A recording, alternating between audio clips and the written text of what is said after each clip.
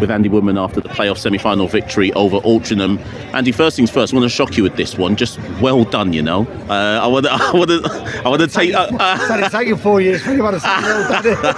I want to say more so from the fans' perspective, you know, because at the end of the day, I think speaking more so as a fan here, there'll be a lot of people like myself who are just looking at this guy and can't believe we've gone to Wembley again, second time under your managership. Just if it's easy enough to do so, what's your kind of immediate feelings? Forget everything else. Just what are you feeling inside?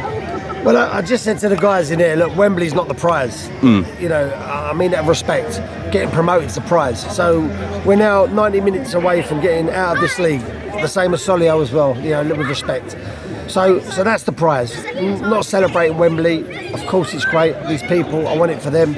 But we've got one more game to do now. We've got to make sure that we're bang on point for next week to get out of this league.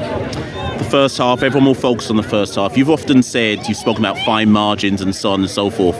The opening goal, Chris Clark takes a shot which isn't going goalwards, falls into Linney's path, he stabs it into the net. But was it a goal that you felt they deserved on the balance of play? Were you happy with your side in the first 30, No, it wasn't 35? great first half. We was a little bit no tempo, a little bit probably too respectful. Wasn't really getting the press on like we know we could. So that was disappointing. I was disappointed we didn't get a penalty. I thought it was a clear penalty. I've looked it back, it's a clear penalty. And I just felt we weren't getting a rub of the green with any decisions. You know, and I can say that now because we've won. Because when you lose, everyone thinks it's sour grapes. But I thought some of the decisions that were given against us today were really poor. The second half, we come out. We knew the next goal would be the person that wins the tie, whoever got it. And I just said to the guys, look, don't go out of this. Your season's over as we stand now. You know, don't go have a whimper. If you're going to go out 6-0. Go out and give it a go. And that's what we did. And, you know, this team never ceases to amaze me. You had to introduce two individuals. Louis Dennis came on. Ben Crowhouse unfortunately got injured in the first half, tried to run it off, couldn't. And then even Miles Weston was played for the first 65 minutes. The reason why I mention those two is because you've said all season it's going to take the squad. Absolutely. And I think you've kind of been proved right in the end. Absolutely. Adversity, you know, we've had adversity, you know, with this fixture, the way it panned out for Altrincham. We've had adversity throughout the season. And we've got this, I've really installed it into this group of players. You know, we've got a no excuse culture. We had a player put his hamstring on Friday. So we've had to patch up. We've had, you know, like I said, Ben get injured. We've had adversity. And these group of players, they don't let it be an excuse, you know. And that's what we're about. And I'm delighted that we've got the result today to get us into the final. And actually, if we look at the goals, I do think the goals kind of encapsulate everything about your side. Not so much how the goals were scored, but more so who scored them.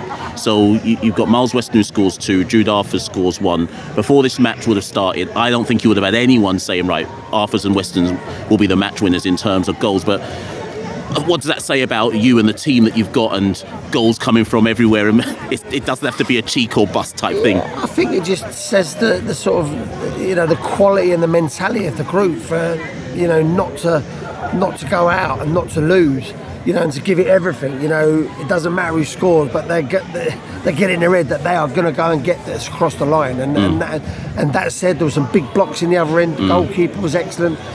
It was a fantastic, I wouldn't say performance, but I would say it was a really disciplined, quality sort of. I would say a tactical masterclass what we did there. I wouldn't say first half, but second half definitely really good. And finally, of course, it's Solihull in the final. I feel like Bromley and Solihull have played each other. It's only twice in the last few weeks, but it might as well. It's felt like 10. There'll be a third one now, the last one in the trilogy. Obviously, you'll take today, I'd assume, to just enjoy the victory, but straight back on the training ground, straight back in the management room to work this one out, I guess. Absolutely. Look, Solihull know us. We know Solihull. It's funny how it's come down to us because we've had so many meetings now in the cup. Look, it is what it is. It's such a tight one to call, but one of us has got to win it. And you know, I'm going to be respectful to Solihull, but we'll do everything we can to make sure we leave no stone unturned and give a good account of ourselves in the final to get this football club into the league. All the best, Andy. Thank you.